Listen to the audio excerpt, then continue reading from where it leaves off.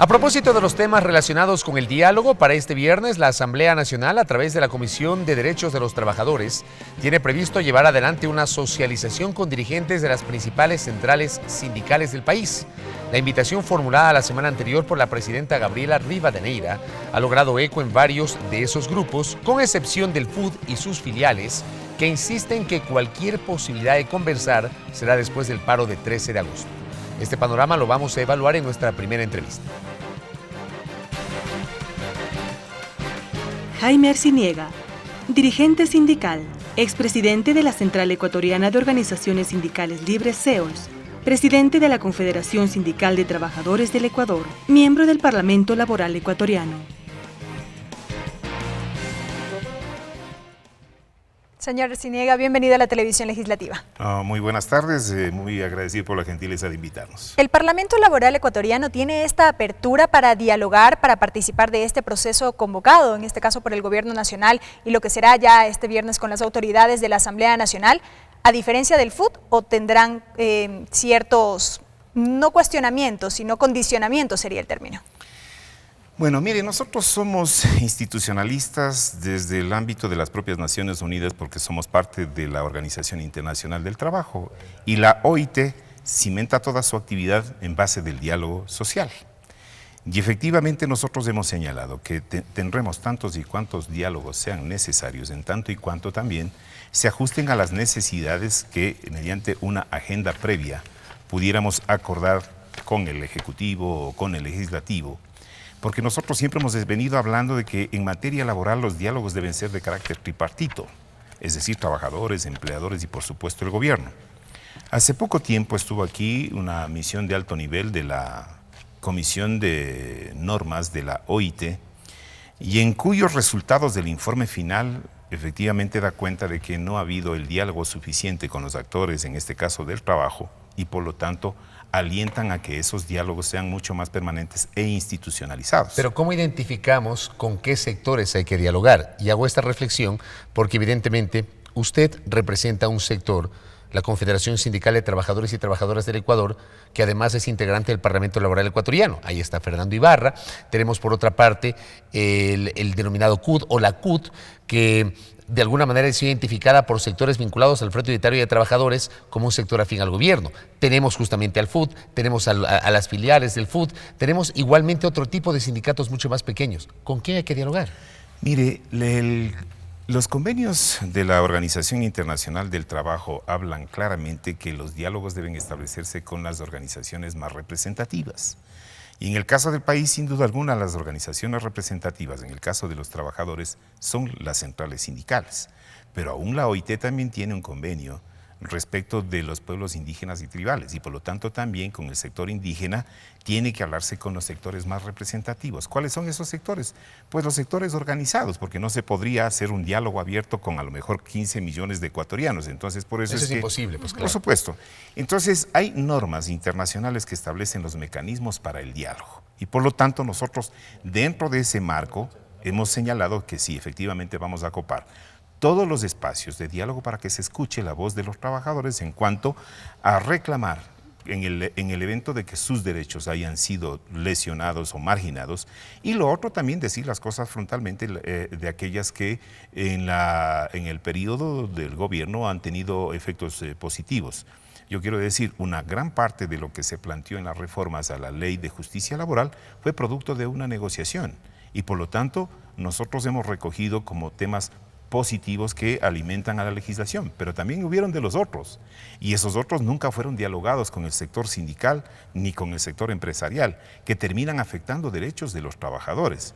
Imagínense que el tema de las enmiendas, cuando hemos dialogado particularmente con algunos asambleístas de Alianza País, ellos han dado cuenta de que si las reformas que se plantearon a través de la Ley de Justicia Laboral se habría ajustado a los diálogos y a los acuerdos a que llegamos, no tendríamos estas dificultades ahora, pero de repente introdujeron otros temas que efectivamente lesionan los derechos de los trabajadores y se complicó. Entonces yo creo que debe haber una dosis. Primero, de sinceridad y de buen ambiente para entrar al diálogo. Y para ir hacia el diálogo tiene que fijarse objetivos, mínimos, de los cuales vamos a perseguir mediante ese diálogo. Porque lo otro implica solamente socializar. Y socializar dice, bueno, yo le estoy comunicando y le socializo lo que voy a hacer, y nada más. Pero no hay una retroalimentación. Efectivamente, un diálogo debe tener una tasa de retorno sobre la participación o las propuestas que se puedan hacer. ¿Y usted ve ambiente para justamente eso, recibir o generar esa tasa de retorno de la que usted nos está hablando? Mire, cuando decía que había un diálogo interesante, con resultados interesantes, todos suponíamos que íbamos en un buen camino. Pero cuando introdujeron estos otros temas que lesionan los derechos, entonces nuestros trabajadores también dicen, bueno, ¿hasta qué punto ese diálogo es serio? Y ese diálogo va a haber resultados positivos. Entonces, siempre nos dejamos por lo menos algo de reserva en cuanto también a los diálogos que se vayan a mantener. De todas maneras, nosotros hemos enviado una agenda a través del ministro de Trabajo sobre los puntos específicos que debería basarse ese diálogo. No implica imponer bajo ningún punto de vista, pero sí implica tener temas de los cuales debería este diálogo basarse para encontrar alguna solución a los conflictos o los problemas que tenemos. ¿Cuáles son esos temas? Bueno, mire, hay temas en los cuales, si en aplicación del derecho, deberían entonces simplemente aplicar ese derecho. Y me quiero referir, por ejemplo, la OIT ha hecho observaciones a través de la Comisión de Expertos en Aplicación de Normas en relación a que los trabajadores del sector público, el Estado ecuatoriano no está protegiendo en las garantías tanto de organización cuanto también de negociación colectiva. Y han hecho varias observaciones y recomendaciones. Inclusive, esta comisión de expertos hace referencia a que la norma constitucional va en una línea contraria al convenio 98 que hace relación a la contratación colectiva. Por lo tanto, hay temas en los cuales tenemos que decir, ya para la OIT el tema obrero y el tema empleado está desaparecido, es decir, el tema genérico es trabajador, porque el uno puede parecerse que es un trabajador que hace su actividad intelectualmente, pero el obrero también lo hace intelectualmente y físicamente. Entonces, por eso es que se ha conceptualizado al trabajo como un solo concepto para que no tenga esta división que lamentablemente aquí en el país dicen los unos que hacen gestión administrativa a la Ley Orgánica de Servicio Público y los obreros al Código del Trabajo. Entonces, pero eso no se corrige con la enmienda. No, yo lo que le estoy señalando es que hay estas observaciones a la propia Constitución que deviene de la Comisión de Expertos. Por eso le digo, eso da la impresión que se corregiría con la enmienda constitucional. Claro que podría corregirse en tanto y cuanto se hable que los trabajadores que están en el sector público gozarán entonces de estos derechos que están consagrados en los convenios. Quiero decir, en los actuales momentos, aquellos trabajadores que ahora les llaman servidores, que están amparados por en la LOCEP, no tienen derecho a la negociación colectiva, cuando es un derecho que está enmarcado en el convenio 87. Que sí la tienen los trabajadores amparados por el Código del Trabajo. Exactamente. Pero alguien también le diría, en cambio, los trabajadores del Código del Trabajo tienen 15 días de vacaciones y los de la LOCEP 30 días de vacaciones. Mire, por mencionar un ejemplo. Sí. Claro. Mire, nosotros hemos señalado, no nos interesa mucho el tiempo de descanso, sino la actividad en la que realiza y los derechos que tienen y otros que lo han perdido. Sino que yo le ponía como ejemplo, porque ¿por qué este régimen diferente, los trabajadores privados con los servidores públicos? Yo en lo personal no lo entiendo, sinceramente. No, mire, para nosotros, por ejemplo, la legislación que se aplica en el Código del Trabajo, es decir, a partir del 5º año, tiene un día adicional, pues eso se lo maneja perfectamente. El tema de la ley orgánica no participamos nosotros, sino participó el gobierno y puso esa ley. Habría que preguntarles a ellos por qué estas odiosas diferencias, si cabe el término, porque evidentemente los derechos de los trabajadores se fundamentan en otras cosas mucho más importantes que el tema de los días de descanso que tengamos. Entonces, ¿qué decimos? Se podría plantear una solución, dentro del marco de las enmiendas, si es que aquellos trabajadores que van a pasar a la Ley Orgánica de Servicio Civil pasan con todos esos derechos, es decir, de organización, pueden hacer un sindicato de servidores públicos, tienen el derecho de hacer la negociación colectiva de los servidores públicos, tienen derecho también a la huelga, que es consustancial tanto a la libertad de asociación cuanto también de negociación colectiva.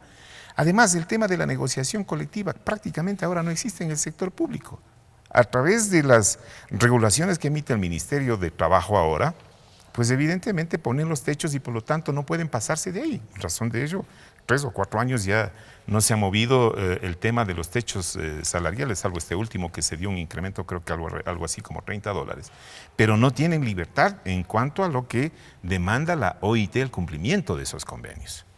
Entonces, hay temas, por ejemplo, importantes que se deberían tratar también, la estabilidad de los trabajadores. Don Jaime, brevemente, y ya para cerrar esta entrevista, identificados los sectores e identificados los temas, ¿qué pasa con los mediadores? Ustedes han hablado de la necesidad de contar con un mediador imparcial. ¿A qué se refieren con esto en el marco de los diálogos? Mire, yo creo que el mensaje que nos dejó el Papa y el compromiso que adquirió también por parte de la Iglesia bien podrían ser entonces los mediadores en un tema que además ellos tienen la pastoral de los trabajadores, no es la primera ocasión que se trataría sobre este tema.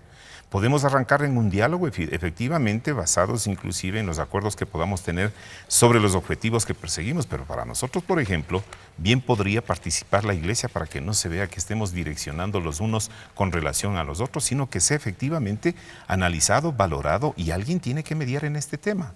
No se olvide que los temas del trabajo se rigen por los derechos humanos y con mayor razón entonces la Iglesia bien podría ser un mediador. Don Jaime, gracias por el tiempo. Estamos pendientes de lo que pase el día viernes justamente con esta socialización con la participación de los dirigentes de varias centrales sindicales. Gracias a Jaime Arciniega, quien es el presidente de la Confederación Sindical de Trabajadores y Trabajadoras del Ecuador, integrante del Parlamento Laboral Ecuatoriano.